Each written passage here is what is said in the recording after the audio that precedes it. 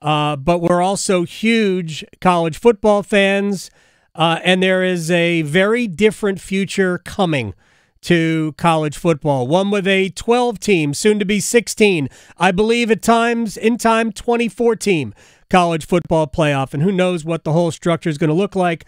But somebody who has been, I think, as loud, as boisterous as anyone who cares as much or more than anyone about college football, my friend Tim Brando, the voice of college football on Fox. How are you, sir? So my reputation still precedes me, I see. Oh, of course it does. Yeah, I'm good. Thank you. First of all, I'm really stunned that you're not on the first tee. Was it an English Trace? How are you not playing golf? Southern Trace. Southern Trace. My fault. It's a little warm, and I got plenty of golf in. All right. Last week I was honing my game for the Celeb Am Pro-Am there at Memphis at the FedEx St. Jude, which, by the way, was another magnificent time for my wife and myself. We love going there. It's been about since they became part of the playoff and the World Golf thing happened, since the event was moved from June to August, I'd not been back there. And it was just great to be back. The hospitality, the cause, everything about it was wonderful. St. Jude. I played pretty good. Good for you. We played Spring Creek Ranch at the Celeb Am. Got over to TPC Southwind to watch a lot of it on Friday behind the hole at 18. And then I saw some of my family in Mississippi on the way back and watched a good friend, somebody I think a lot of, pull off the unthinkable. That was incredible to watch Lucas Glover do what he did at age 43. So I'm happy for him. He is on one right now. If we had time to talk about anything other than college football, you and I could have a discussion about whether or not Lucas Glover is going to be on the Ryder Cup team. We can't even start that. He needs to be. We're not going to start that. We're not going to start it because you and I disagree. But he can make the team on his own. He can make the team outright, continue playing well. So let me ask you about college football. Tim Brando, the voice of the sport on Fox. So let me just broad brush it. Your thoughts on everything that has happened over the last 2 years. We lost a major conference. The Pac-12 is not coming back. It is not regenerating. That is a major hit to the landscape of the sport. Where are we as an industry? Pac-12 ain't coming back. What do you think? No, it's not coming back. It's not coming back in its truest form. But let's hang on just a second. Let's pump the brakes a little bit. Remember, the Big East wasn't coming back either in basketball. Remember that? Right, but that was just a basketball league, really. No. I know. I understand that. But what I'm saying is we had it dead and buried at one point, and I'd say it's come back. And I would say that the American Conference was dead and buried, and it has certainly flourished, and it was part of the reason the Big East was having to reform. Listen, these things happen. I realize we're talking about a league that's over 105 years old, and the Pac-12 has tremendous history and rivalries, the whole Rose Bowl. By the way, the Rose Bowl, I got questions about that. The Rose Bowl had already taken itself out of the Pac-12 loop contractually. So there's a lot of things fans that get through the cracks and they don't recognize. Listen, the Pac-12 may come back in some form, or it may not. Those teams may have to connect with either the Mountain West or the American, or a combination of the two. Who knows? Or we could see them find their way through with maybe bringing in a cobble of other teams and holding onto the name. It depends on how much the name is worth. You hear that statement all the time, Adam. Politics is always local. The Pac-12 for a long time hasn't been what the Pac-12 historically had been looked upon as being. All right, Stanford, when Christian McCaffrey left, hasn't been what Stanford had traditionally been. In the days of Toby Gerhardt and further back John Elway and all. I've been to the Farm for a Notre Dame game. There were more Notre Dame fans than there were Stanford fans. Schools like Cal and Stanford have not reinvested into college football. They're basically in Palo Alto and in Berkeley don't particularly care. all right, about college football. And as a result, they are left behind. And I'm more concerned really with Washington State and Oregon State, because those are two programs that have flourished, that are in difficult spots geographically. Yep. And they actually are putting a lot back into their football program and have good teams coming into this season. Actually, Oregon State might win the Pac-12. Yep. That's how good a job Jonathan Smith has done since coming over. But listen, football, I've been saying this for years. College football has been so far behind in the 21st century and in the business of running college football. Yep. And the NCAA kicking the can down to the curb with Mark Emmert as its president on NIL for 15 years certainly didn't help, particularly those that were weaker. And we know that the big kahunas, the SEC and the Big Ten, were going to survive, but everybody was on the clock this year. The Big 12, I would submit, took bigger hits than the Pac-12 ever thought about. They lost two of the biggest brands in the history of the sport. And what did they do? They went out and got 4 legitimate teams. One of them has an international following in BYU. 3 out of the American that have flourished. One that even made the college football playoff a couple of years ago in Cincinnati. UCF, a team that was so good a few years ago, went undefeated and won a New Year's Six game. They claimed the national title. They printed T-shirts, and printed T-shirts to say such. Absolutely. But he went out and got these teams, all right, to supplant the losses of the 2 blue bloods. Right. And guess what? The leftover membership of the Big 12 is making more money annually with Oklahoma and Texas out of the league than they were when they were both in the league. So credit to Brett Yormark for being a really good businessman, a hell of a promoter, and a guy that was able to get his presidents and ADs to all buy in and make all this happen, while the Pac-12 just kind of hung out there saying, well, our presidents and our boards of regions are all meeting to discuss the potential. Well, you know what? While you're doing all that, Yormark is already out to sea. Yep. Okay. He's out there with a contract, by the way, that didn't need to be done until the following year. Okay. The Pac-12's deal was up before the Big 12's. And yet the Big 12 said, that's no big deal. We'll jumpstart this. We'll go and make our deal right now. Because Brett Yormark knew that post-COVID, everyone had taken a financial bath, including my industry, our industry, television. There was only so much money to go around. And after the Big Ten and the SEC got the Brinks armored trucks, to the front door and got their cash, the Big 12 had to scramble to get whatever they could get, and they got it. They absolutely got it. Linear deals with both ESPN and Fox. Yep. And that saturated that particular financial till for 2 of the largest and most aggressive companies in sports, Disney and Fox News Corp.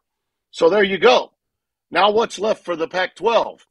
Well, Kliavkoff and his presidents they're all speaking whatever their own language is. Well, I expect the deal to be done. Well, we think that the longer we wait, the better our TV deal is going to be.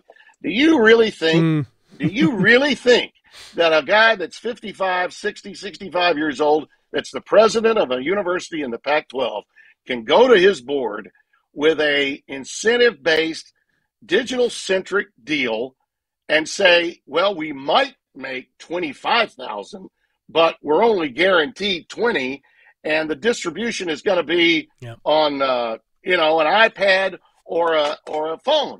Come on. Digital is there for the future, yes, but it's not making the kind of money now that people thought it would. Just ask our friends at the Worldwide Leader. It's not making the kind of money now what it will in the future.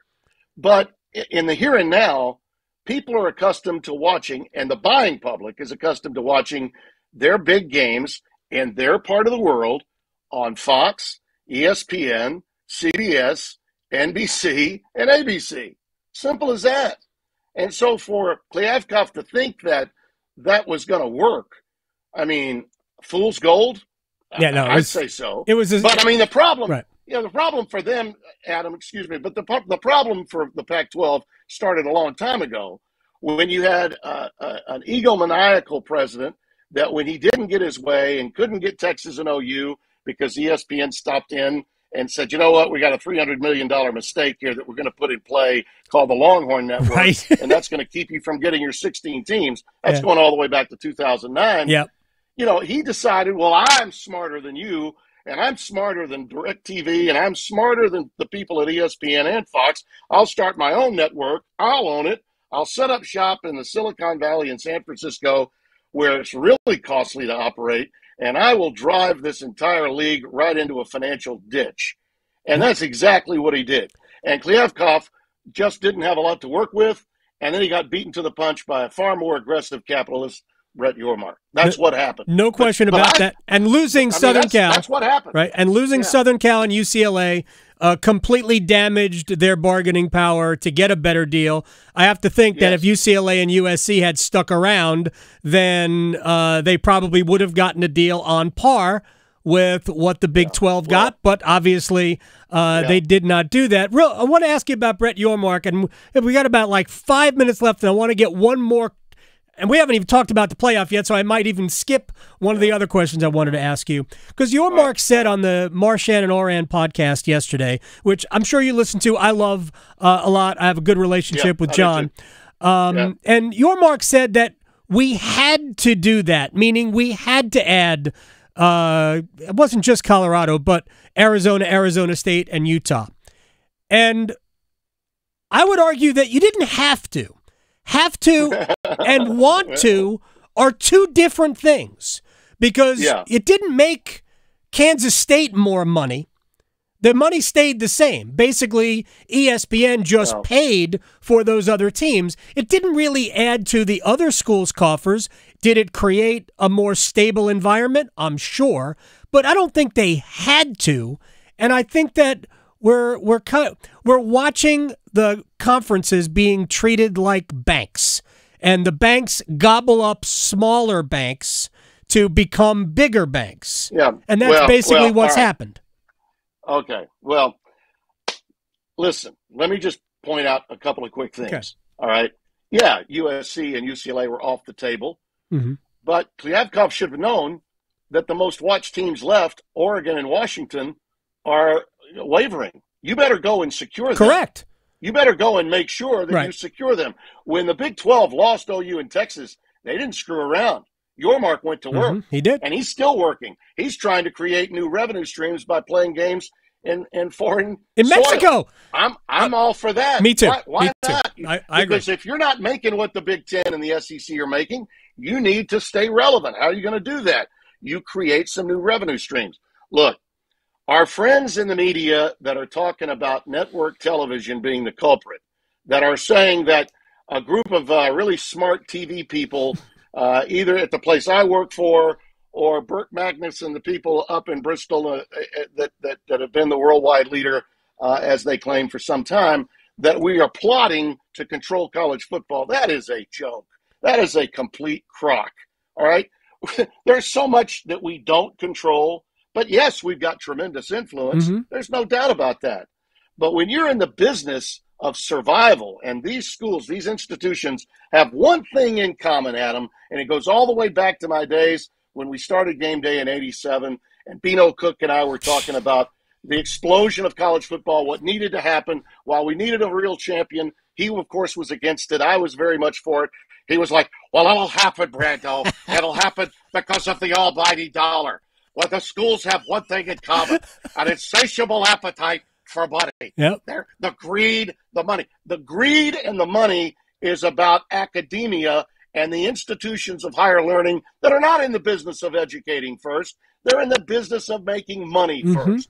That's been the case forever. Yep. Television is only doing its part to subsidize their needs and at the same time run outfits that are in the business of also doing what? Making some money while televising national sports. College football is going to be fine. And when we get by the way, the networks are running out of money because they're saving for what? The expansion. The conversation for expansion, and we're going to have more than one TV network involved. ESPN will not have total control.